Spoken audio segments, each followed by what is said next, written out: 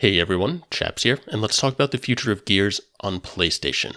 Most of you have probably already seen this, but for those of you who haven't, the Platinum Trophy on PlayStation reads, "Your adventure is over. For now." This is basically implying that there's more on the way for PlayStation, but what could that be?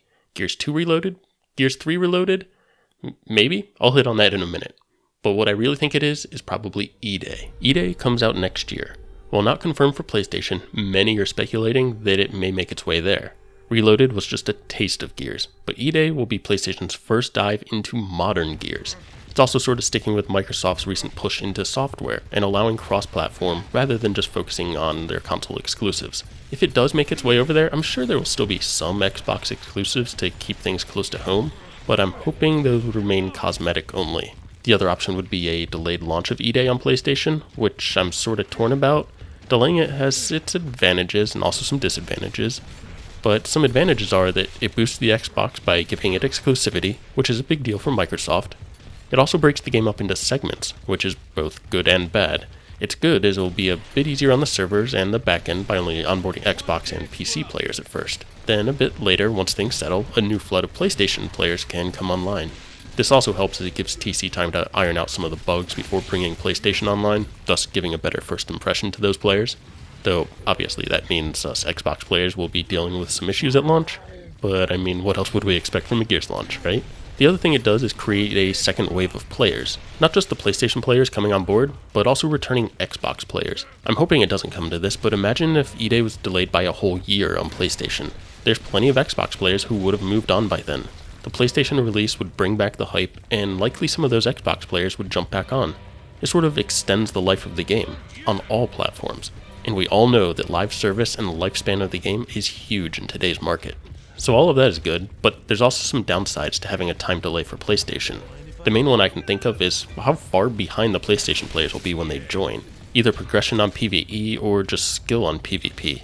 They may just feel alienated and move on from the franchise rather than giving it a real shot. I know there's a lot of people coming into Reloaded right now who are giving up because they're just so far behind all the Xbox players who have been there for years. I don't know, this is all speculation. What are your thoughts? Do you think E-Day is going to be on PlayStation? If so, do you think there will be any differences or exclusives for Xbox? But what about the other giant elephant in the room? What about Gears 2 Reloaded and Gears 3 Reloaded? Or even a Phoenix collection? I saw some people saying Gears 2 and 3 Reloaded are going to come out and help hold people over until E-Day, and I kind of laugh at that. I find it highly unlikely. I also feel that a Phoenix collection is out of the picture. I've already covered that one to death though. But what about the standalone Gears 2 or Gears 3 Reloaded? Well, I could see that happening, but not for another 4 or 5 years. Reloaded just launched, and E-Day is next year. TC has all hands on deck to get their premier title, E-Day, to launch. They also need to work on a pipeline for post-launch support after it launches.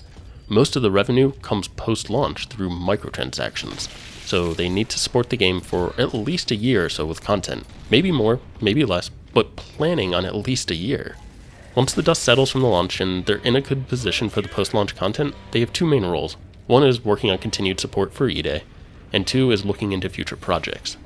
The real breadwinners are the big games, likely something like Gear 6 after E-Day, so there's no doubt that they'll have people planning around that. But games are large and take years to develop, especially those big ones. I could see TC partnering with another studio to work on a smaller project like Gears 2 Reloaded in the meantime. This would be a smaller scale project than E-Day or Gear 6 and leverage an outside studio for a lot of the heavy lifting, but it would be a stopgap for the break between E-Day and whatever's next. I could imagine something like this. E-Day comes out in 2026, and it gets a year or so of support.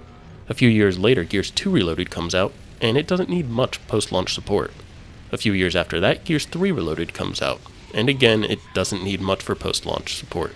And by that time, TC has had plenty of time to let their next big project cook. As a side note, it would be cool to see Gears 2 Reloaded in 2028 and Gears 3 in 2030 to help celebrate their 20-year anniversaries, but I'm not sure if 2028 for Gears 2 really gives enough time for E-Day to fully run its course. Oh, and to be clear, I'm not necessarily predicting these things to happen, I'm just saying that this is the fastest I could see it happening, and honestly I'm still torn as to if I even think it will happen at all. But hey, only time will tell, right? What do you think is next for Gears on PlayStation? And what else do you think Gears has in store for us in general over the course of the next 10 years? Let me know in the comments down below or just hit me up on Twitter. Oh, And for those of you wondering, after I did those breakdown videos, I am getting a little bit better at Reloaded now. Understanding the Nasher and its mechanics is really helping. I've upped my sensitivity, and I'm relearning how to do pop shots because I haven't done them in quite a long time. Anyways, if you found this entertaining or useful or learned something and you think we earned it, go ahead and give this video a like. It would be much appreciated. Also subscribe so that you don't miss future content.